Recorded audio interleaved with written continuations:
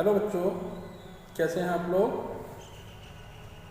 This video for class 7th SST. Let us start. The inherent weakness of the already dwindling Mughal Empire was completely exposed with the Persian invader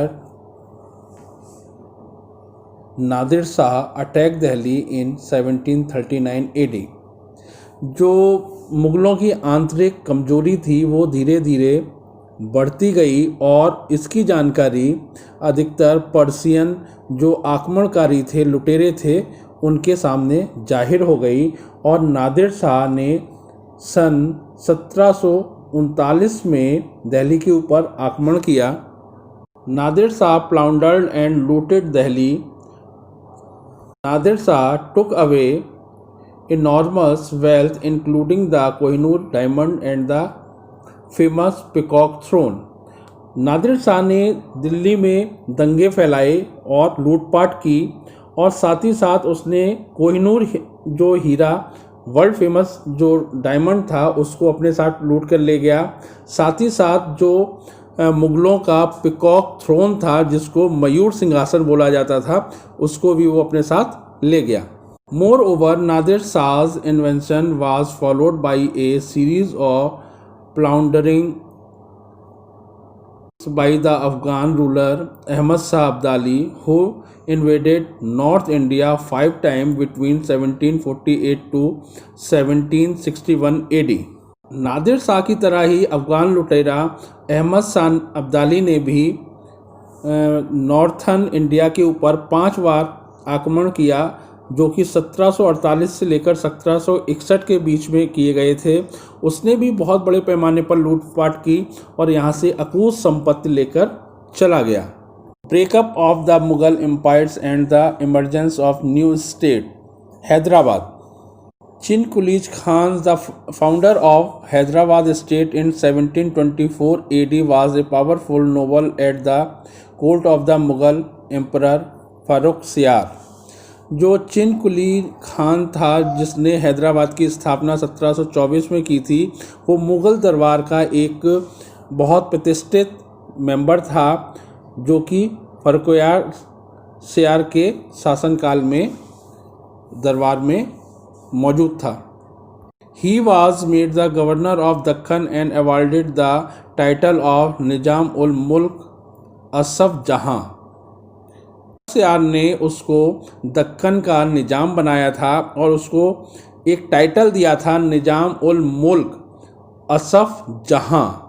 he was not happy at the way the administration was carried out. वो इस तरीके के administration से खुश नहीं था कि उसे किसी के अंडर में काम करना पड़ रहा था। Seeing the confusion and chaos in the Mughal court, he decided to assert his independence and founded the state of Hyderabad. उसने मौके का फ़ायदा उठाते हुए मुग़ल दरबार में बगावत कर दी और इंडिपेंडेंटली वो हैदराबाद को अपनी एक स्टेट बना लिया। He established a politically and economically established state which he ruled independently. और उसने अपनी जो स्टेट बनाई उसे पॉलिटिकली और इकोनॉमिकली बिल्कुल सेपरेट कर लिया और इंडिपेंडेंटली वो वहाँ का रूलर बन गया और वहाँ रूल करने लगा। His successors were known as the Nizam of Hyderabad. उसके जो आगे के वंशज थे वो निजाम ऑफ हैदराबाद के नाम से जाने गए। Awadh. The province of Awadh comprised area of Kanpur, Lucknow, Banaras and some surrounding area. जो अवध का एरिया था वो बेसिकली कानपुर, लखनऊ, बनारस और आसपास के एरिया को मिलाकर बना हुआ था। दी सूबेदार of Awadh Burhan ul Mulk Saadat Khan declared independence in 1722 AD and established a prosperous and stable kingdom. जो अवध का नवाब था बुरहान उल मुल्क सादत खां, उसने 1722 में अपने आप को स्वतंत्र घोषित कर दिया और एक अपने जो स्टेट बनाई जिसको अवध के नाम से जाना जाता है,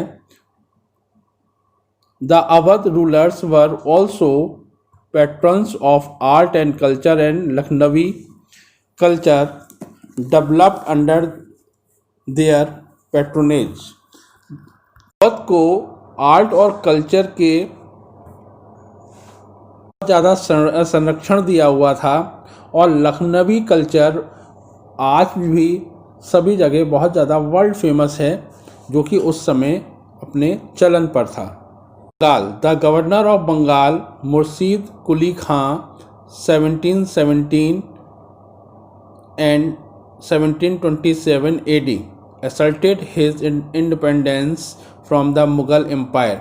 जो बंगाल का गवर्नर था मुर्शीद कुली खां, उसने अपने आप को इंडिपेंडेंट घोषित कर दिया और मुग़ल एम्पायर से उसने बगावत कर दी। He and his successors ruled Bengal efficiently and made it a prosperous state. और मुर्शीद कुली खां और उसके जो वंशज थे, उन्होंने जो बंगाल को था एक बहुत ज़्यादा प्रॉस्परस स्टेट के रूप में कन्वर्ट कर दिया। Jaipur, the state of Amber popularly known as the Jaipur rose to prominence under Raja Savai Jai Singh. He founded the state of Jaipur and made it a center of scientific learning. जो जयपुर है उसके ऊपर राजा सवाई जय सिंह का शासन था और उन्होंने उसको इतना डेवलप किया हुआ था कि वो एक साइंटिफिक लर्निंग के लिए काफ़ी फेमस हो गई थी। It was built on system. Raja Sawai Jai Singh was deeply interested in astronomy and build observatories at Delhi, Jaipur, Mathura, Ujjain and Banaras. Sawai Jai Singh का खगोल शास्त्र में बहुत ज़्यादा इंटरेस्ट था, इसीलिए उन्होंने बहुत सारी ऑब्जर्वेटरीज बनवाई जो कि दिल्ली, जयपुर, मथुरा, उज्जैन और बनारस में स्थित थी। The Jats, they attend political importance only in the later 17th century AD and early 18th century AD।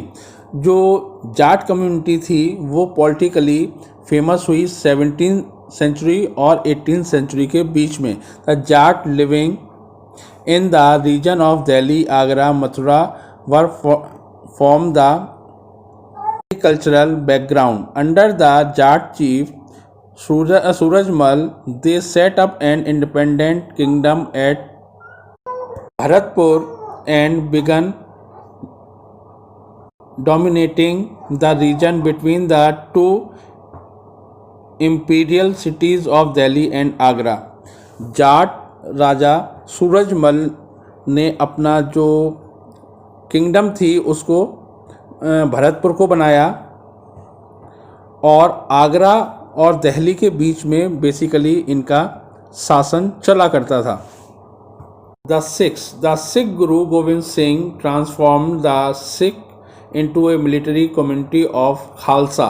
When the Mughal Empire weakened after the invention of Nadir Shah and Ahmad Shah Abdali, the Sikhs become more powerful. Sikh गुरु गोविंद सिंह ने सिख समुदाय को एक सैन्य समुदाय के रूप में परिवर्तित किया और नाम दिया खालसा। जब मुग़ल एम्पायर बहुत ज़्यादा वीक हो गए और नादिर शाह और अहमद शाह अब्दाली के आक्रमण के बाद उनकी स्थिति बहुत ज़्यादा ख़राब हो गई, उस समय सिख समुदाय काफ़ी उभर कर सामने आया और उसने अपनी ताकत को बहुत ज़्यादा बढ़ा लिया। They gradually expanded their kingdom in the 18th century AD from Indus to the Jamna। और 18वीं शताब्दी में इन्होंने अपने जो टेरिटरी थी किंगडम उसको बहुत ज़्यादा बढ़ा लिया और बेसिकली इंडस नदी से लेकर रिवर से लेकर जमुना रिवर तक के बीच का जो क्षेत्र था उसके ऊपर इनका कब्जा था और इनकी मेन किंगडम बोली जाती है।